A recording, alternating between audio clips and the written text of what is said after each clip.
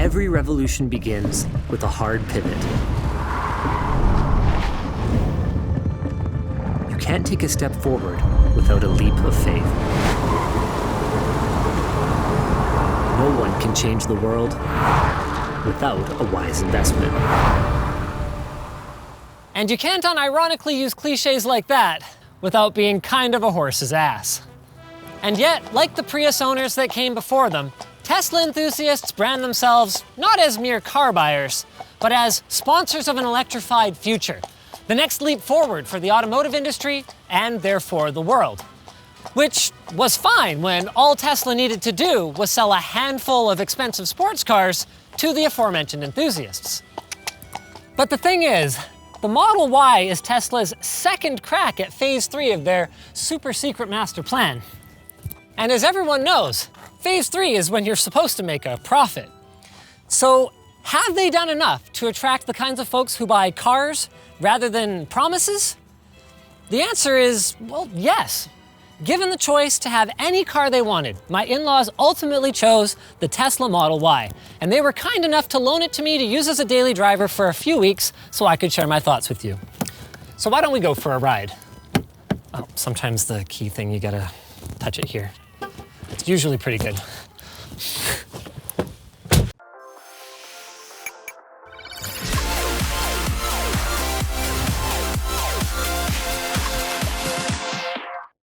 Everything about the Tesla experience is different, starting with the dealership.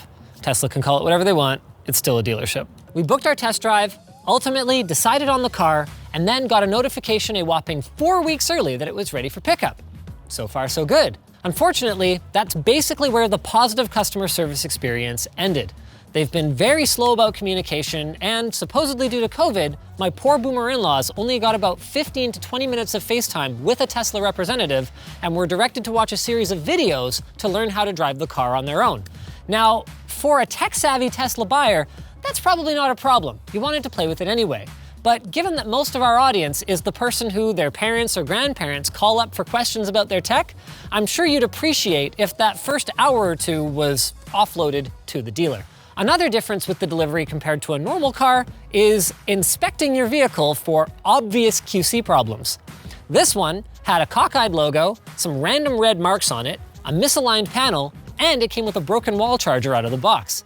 To Tesla's credit, they did send a technician to my in-laws' house to sort these problems out, twice due to a communication issue. But we're gonna have to do it again because as I arrived on set, Alex actually pointed out that one of the rear lights has a seal problem and has condensation in it. So time for round 3. Tesla makes it very easy to overlook these kinds of things though with one simple trick. By creating a product that looks and feels so futuristic compared to anything their target customers have ever seen that they will bend over backwards to ignore its flaws. And honestly, I'm not immune to it. Here's some of the things that really impressed me. The phone pairing is so easy that every other manufacturer should be embarrassed. It took me and my wife about 15 seconds and it repairs every time flawlessly. The quality of the backup camera on the huge screen means I basically never looked in my rearview mirror. The audio volume dips subtly when a door is opened to make it easier to greet a passenger, and the touchscreen is as responsive as a phone or a tablet. All these things coming together is how Tesla somehow manages to have both some of the lowest rated initial quality out of any auto manufacturer, according to J.D. Power, while also maintaining the highest owner satisfaction, according to Consumer Reports. But maybe there's an even simpler reason people love this thing so much. Daily driving the Model Y was unlike any other car that I have ever driven, all the way from a Geo Metro 3-banger to a Ferrari something or other on a track in Vegas. Just mat the accelerator, woo! To go from 0 to 60 in just 4.6 seconds, and the party keeps on going past a speeding ticket all the way to an instant impound. Ooh, we going fast, boys. As someone who's not used to it though, having 384 horsepower and 376 twerks available made me immediately prefer chill mode, which smooths out the acceleration for a more chill, not to mention more economical driving experience. As for the handling, the low center of gravity and responsive steering made it feel less like operating a large heavy vehicle and more like a small remote control toy one.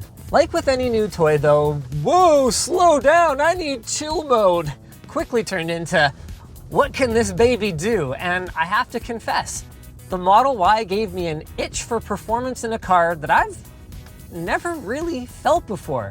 And by far, the lamest thing about going back to my Volt from this is the passing ability. You don't have to be going 0 to have it kick. Check this out. We're at 95 kilometers. Hello! And this is the long-range model. It's not even the performance one. But if you're like me, Linus's opinion can only hold so much weight. Like, he kind of enjoys the vagueness of the Volt. So take it from me, someone that basically did a master's in suspension design instead of actually doing my coursework. So this really unfortunate thing happened between shoot days 1 and 2 of this. A big rock chipped the windshield of Linus's in-laws' car. So we have the fastest Model Y performance around. It's a rental. So how's the acceleration? Holy crap. That is very impressive, but at the same time, I don't know if it's worth the premium over the standard model. You still get the permanent magnet motors, so the electric wall of torque is still there in that. Like, this is impressive, but the other one is too. As for the handling, on the surface, things are promising. Up front, you get a double A-arm sort of like suspension, and on the back, you get a multi-link design that actually contains the rear powertrain to isolate all of the bumps and stuff from the chassis and the driver. All of this, along with a low center of gravity, translates into cornering speeds that are hard to believe with a 4,400 pound car. But the problem is that you can huck it into a corner, although you don't really feel what the steering's doing. The electronics just kind of come in and there's a bit of understeer. I don't know what's happening. I'm cornering really fast, but I feel like, you know, on a long twisty road, you could have a lot more fun in a car with half the power. Only car nerds care about handling on the track though. Most people just want a nice space to exist in for the duration of their commute. And it's quite a nice space to spend your time. I have my doubts about the upcoming 7-seater being comfortable for anyone over the age of about 13. But for the 5-seater option, the front seats are reasonably comfortable with all the adjustments I'd expect, and the rear seats have heaps of room. Tesla does benefit a little bit from the MacBook Pro effect as far as their interior goes though, where someone that's only ever owned a $500 Dell runs out, buys a $3,000 MacBook Pro and is like, wow man, Apple's the best, but without ever trying a $3,000 Windows machine. I mean, in fairness though, that is Tesla's plan, right? Turn non-car people into car people with their sheer sex appeal, and then hopefully figure out how to get better at building cars before they end up needing an upgrade. 'Cause I get it. Car guys are always harping on the interiors of Tesla and how much they suck for the price. And I was briefly converted to the car guy's side when I test drove an Audi Q5. The second I sat in it, I was like, oh, yeah, now I get it. Until minutes later, the Audi Q5 was disqualified by my non-technophile aunt and uncle when the sales rep explained that it doesn't have a touchscreen because you input text by drawing little letters on a touchpad like you're in kindergarten learning to finger paint. It's like, what? It was honestly, watching the sales rep try and sell that kind of oversight on a vehicle that cost more than the Model Y was kind of pathetic. All right then. This is the part where I tell you the Tesla tech is mind-blowing and the reason you should buy this car right now, right? Well, for the most part. I love the ability to use your phone as a key, and for climate control, they've also managed to make most basic car controls work well on a touchscreen, something that pretty much every other car company has failed miserably at. But when it comes to entertainment and navigation, honestly, I'd rather just have Android Auto. Now hold on, Tesla fans. I have a question for you. Have you actually used Android Auto? No? Didn't think so. James from our team actually just upgraded to a Model 3 and has exactly the same feedback as me. While Spotify does work fine if you have a premium account, everything else uses Bluetooth, where you can't browse content or scrub through podcasts. Like, there's not even a button or a voice command to skip ahead a minute to get past an ad or go back a minute to repeat something that you missed. Why can't Tesla just let Android Auto run in a window or something? You know, the kind of thing they totally could do because many other manufacturers have done it. The only answer I can come up with is that Tesla, like Apple, seems to believe that they know what's best for their customers better than their customers do, and they like it this way. With that said, it's not like Tesla does everything wrong as far as software goes. Updating the OS on, say, a Ford sucks. Over-the-air updates remain one of Tesla's biggest advantages, although some traditional auto companies are matching it now, or at least offering some way to update the infotainment system. And we have to give Tesla credit for this shift in the industry.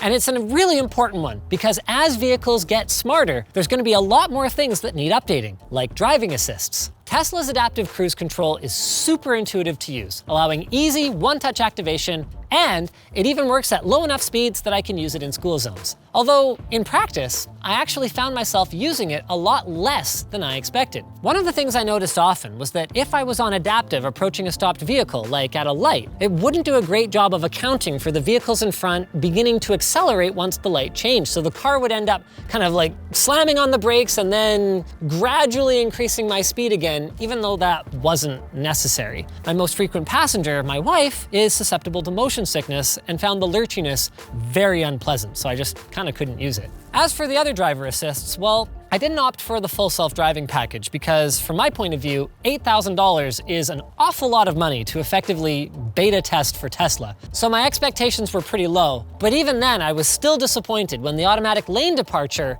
started bouncing me back and forth between the left and right lanes at more and more extreme angles until finally I had to take over since it was just going to drive right over the line. Now, there's a good reason that autopilot is basically banned in the EU. In North America, when a Tesla smashes into a stopped car or something, we will jump to blame the driver, like, oh, they were reading a book or playing a video game.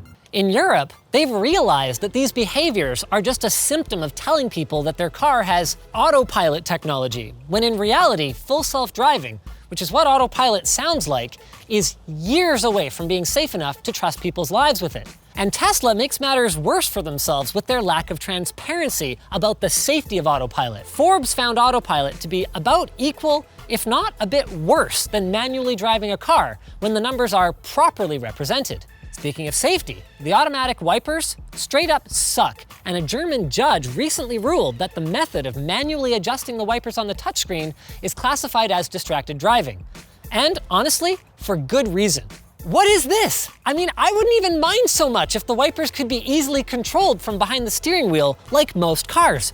But no, Tesla insists you do every damn thing with the touchscreen. They even have wiper controls on the stock, but only for cleaning or a single wipe, not for actually setting the wiper speed. Dinking around with my wipers in the dark, in the rain, on a touchscreen is not safe, and I should never have to do that, period. So now we're gonna get into the real answer to the question I posed in my Chevy Volt video.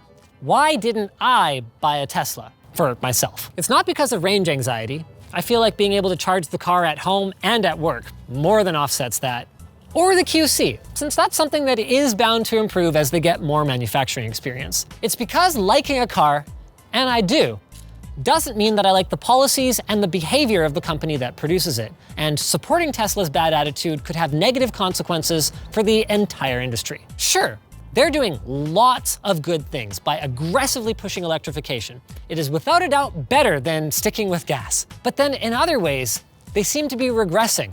One of the anti-consumer things about the company, its noisy squawking when things are going well, then utter lack of transparency when there's bad news or a data point that doesn't fit the narrative, is poised to take a nosedive moving forward. Elon wants to have the benefit of his disproportionate amount of media coverage and openly brags that his company doesn't even advertise, but can also alienate portions of his most loyal customers when things don't go his way. Without a PR department, how will the public get explanations for spontaneous glass shattering, bumpers disappearing after a ride through a puddle, or a roof that flies off a vehicle on the way home from the dealership? What about the arguably much bigger issues, like the actual safety record of Tesla's irresponsibly named autopilot?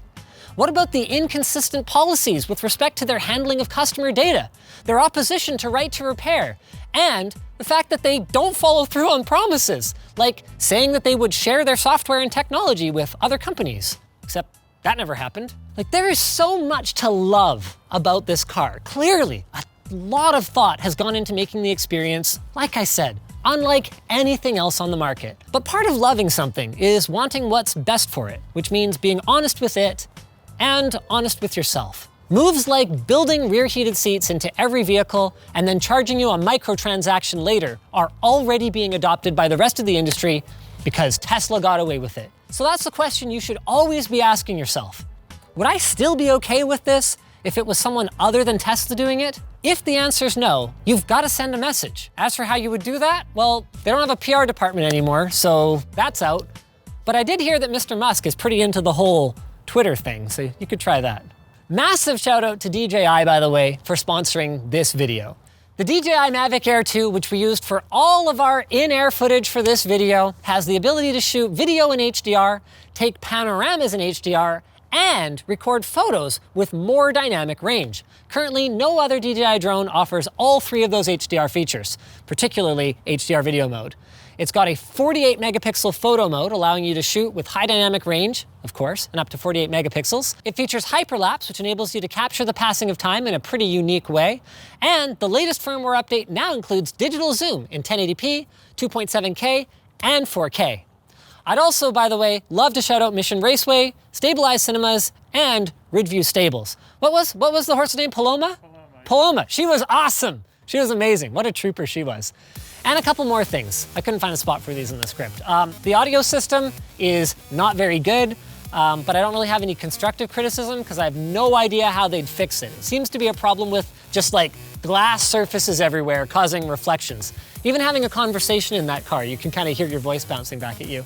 And thanks to you for watching. If you guys enjoy these kinds of car videos, leave a comment. Let us know what we did well, let us know what we didn't do so well. It will actually help us out a lot moving forward. Oh yeah, and go watch the Volt video if you haven't.